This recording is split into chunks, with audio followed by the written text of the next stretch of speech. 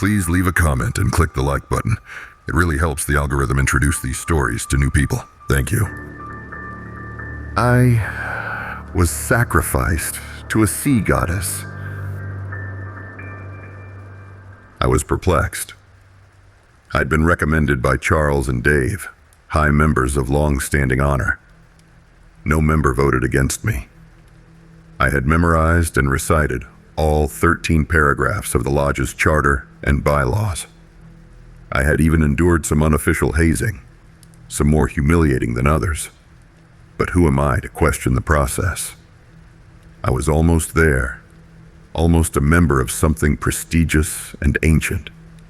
Whoever she was, I hoped I had enough charm to gain acceptance. Nolan saw the consternation in my demeanor. "Don't worry. After this, you're one of us." He flipped his hood over his head and led the rest of the elders out of the room. A train of high-minded, high-classed men wearing scarlet robes paraded past me, looking solemnly down to the ground. I could not get out of my chair and leave the room until the elders had left the building.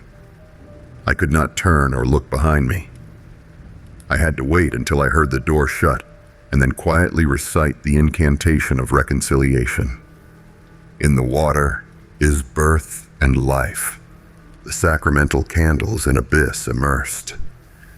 In the water is fear and death, the two as one. The choice be made. Make me worthy and blessed to be saved. After the heavy iron door slammed shut, I recited the incantation 12 times. And after each time I crossed myself, if you could call it that. Not by making the sign of the cross, but with hand gestures to symbolize the signs of the zodiac. Gestures which only 2 days before I had to memorize and demonstrate before the elders. The incantation was odd to me. Unlike everything else I had experienced as a novice, the crux of it all was this was just for fun, entertainment, a chance to hang out with some influential people. I didn't approach the rituals with any kind of sincerity. They were innocuous and almost childish. On the other hand, the incantation felt serious, religious, and foreboding. The elders did not tolerate anything but a strict formality to the incantation and its recitation. Eyes straight ahead. Don't look to the left or to the right. Deliberate breathing, deep and slow, Dave would demand when first preparing me to properly recite the incantation. When I had finished, I stood up and collapsed to the floor. My left leg, useless, tingling from a blockage of blood. "Damn, my leg's asleep," I murmured to myself. "No." The door opened. Dave rushed in and grabbed me under my armpits, lifted me up, and dumped me back in the chair. "Now you have to start over again, and when you're finished, you leave the room quietly, not saying a word or a sound. You leave with piety in mind." I watched as he left the room and closed the door. I noticed that he was dressed in casual attire, blue jeans and work boots, uncloaked of his ceremonial robes. I repeated the ritual and made sure to leave the room with the utmost respect. I felt watched, eyes looking scathingly at my behavior, grading my intentions. I drove home with no knowledge of what was to come next. All I got was that cryptic message that if she liked me, then I was in. Who was she? Was that symbolic talk? I didn't know, neither did I have any idea of when I would see the elders again to know of their decision. They simply told me that they would be in touch. Sleep that night was sporadic, to say the least. I didn't like how Dave manhandled me like I was a child. It felt outside the bounds of the ceremony. It felt personal. There was a disgust in his voice and mannerisms. I was having second thoughts about joining the lodge, especially if I was going to have to be around him all the time. There was a realization that I had never liked Dave, as an acquaintance in high school or as a fellow employee working for the sheriff's office.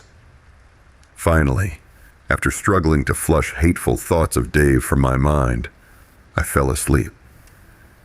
It must have been a deep sleep, or perhaps I was drugged, because when I woke up, I was in the back of a moving van, stripped down to my underwear and with my hands tied behind my back and my ankles bound by an electrical cord. There was a bandana tied tightly around my mouth. 3 people were sitting around me, dressed all in black with black ski masks pulled over their faces. The van came to a sudden stop. One of the men sliding forward hit his head on the sidewall. "Shit, damn, what the hell?" I recognized Dave's voice. My fear somewhat subsided, thinking this was just the final ceremony, but the viciousness of it all made me suspicious. I waffled between relief and stress. This was Dave's doing, not a ceremony. I started to doubt his intentions. Maybe he was angry at my disrespect. No, this was just a part of the act, the final rigmarole to suffer acceptance. The rear van doors opened. Outside, there was a faint early morning light. The men, which I had surmised were in fact some of the elders, grabbed me by my ankles and yanked me out of the van and let me fall to the ground. My elbow landed against a large, jagged rock. A stinging sensation jolted up through my forearm. Blood dripped from my elbow to the rock, pooling in a depression on the surface. How quick I'd bleed out, I thought to myself. Be careful. You gave him too much. Are you a doctor? The other man shook his head. No. Then shut up. Both of you, shut up! This is sacred, Dave yelled. The other 2 men picked me up and carried me over to a wooden platform. They lifted me up and placed me on the back of it, and then walked away to the stairs at the front. At that moment, I had a thought to run away, but then I remembered that I was bound and gagged. I tried to reassure myself that this was just part of the ritual, the end of a long and arduous journey for acceptance.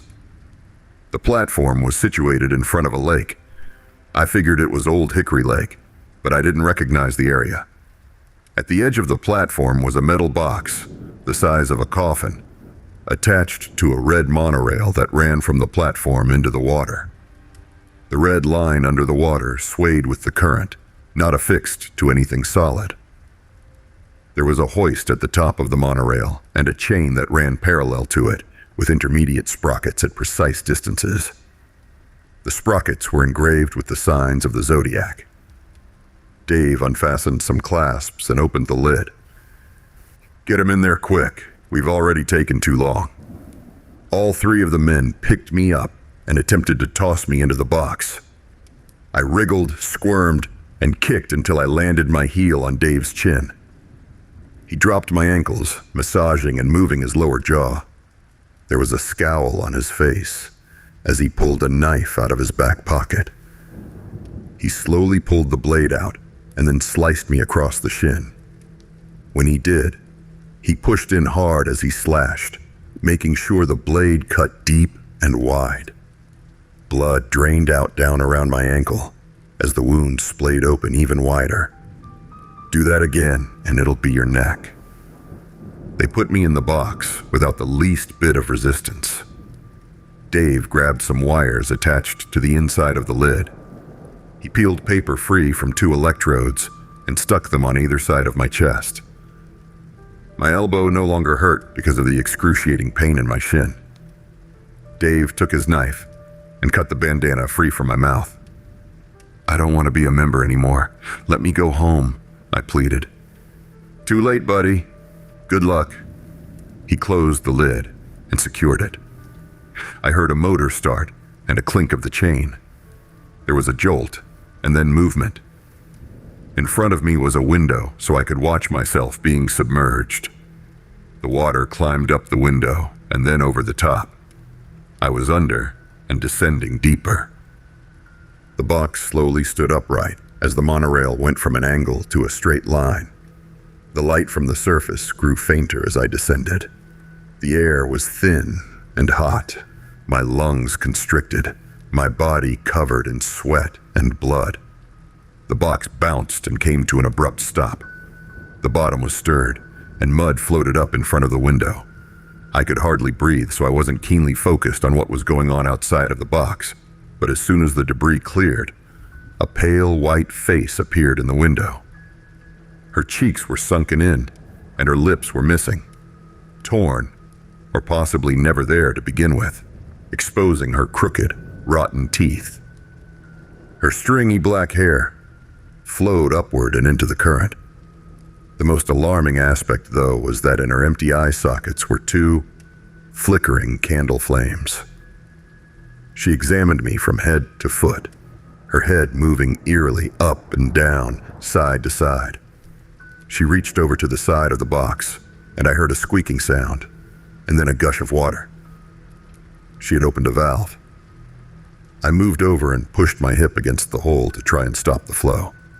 I heard a muffled growl from the woman, and she violently shook the box.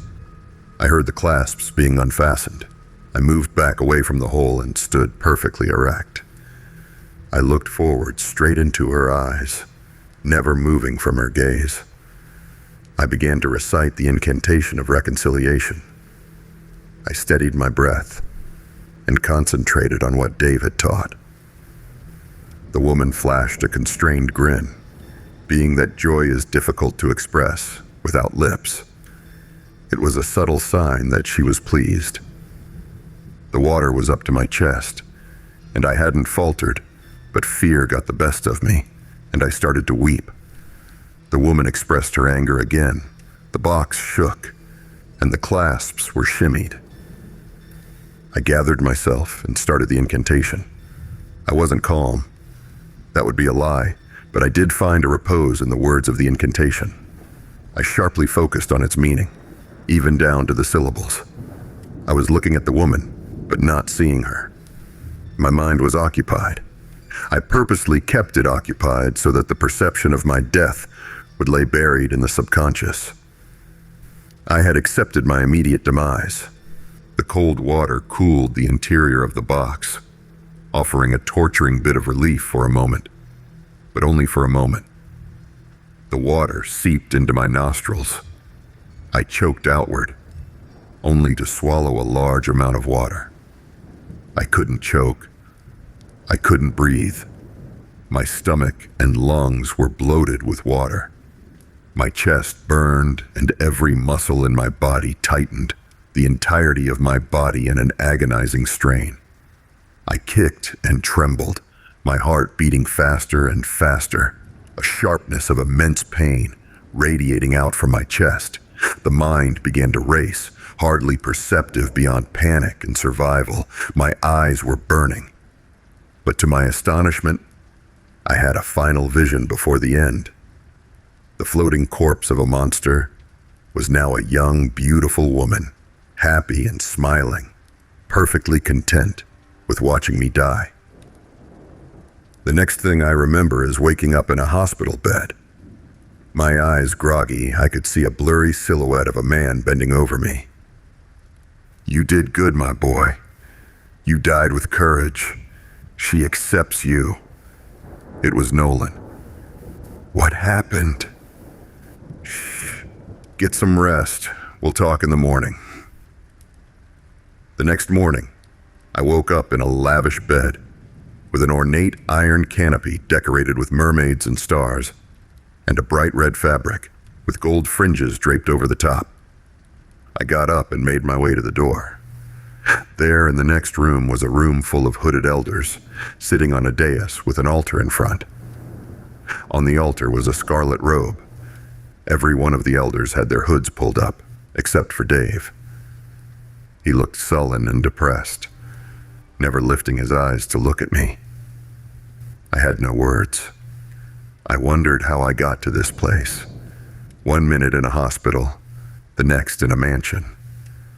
Charles stood up and spoke. "You are now one of us. Take this scarlet robe and wear it with pride." I went to the altar and pulled the robe off and held it out in front of me. It was without a hood, the mark of a member, but not yet an elder. I put it on with a little hesitancy, but also with a little pride. I felt I had earned it, but questioned what I had gotten myself into. The ceremony dragged on for over an hour, and then there were congratulations, cigars and alcohol, plenty of alcohol. Everyone was jovial and far beyond sober. Yet, Dave never moved from his chair, never partook of any of the festivities. I was curious. I found Nolan tucked away in a corner, semi-conscious, but happy to see me. I knew you'd succeed. Thanks, but I'm not sure I understand all this, nor want it. You don't have a choice. None of us do. I knew that to be the truth. He didn't have to voice the obvious. The fact that they had killed me and shown me something both horrifying and mystifying meant that I could never leave of my own volition. What's wrong with Dave? Is he pissed at me? I asked. No, he's scared. When one comes out, the other goes in. What's that mean? She liked you, so she let you go. That means we owe her, he explained. I gave him a confused look. It's Dave's turn to take a ride to the bottom of the sea to have a little meeting with the fair old lady. He was the master of ceremony, his chance to be an elder. But guess what? He said, the drunken grin on his face. If she likes the novice, then the master of ceremony has to take his place, and there isn't any coming back like you did. What happens? I asked. She eats him.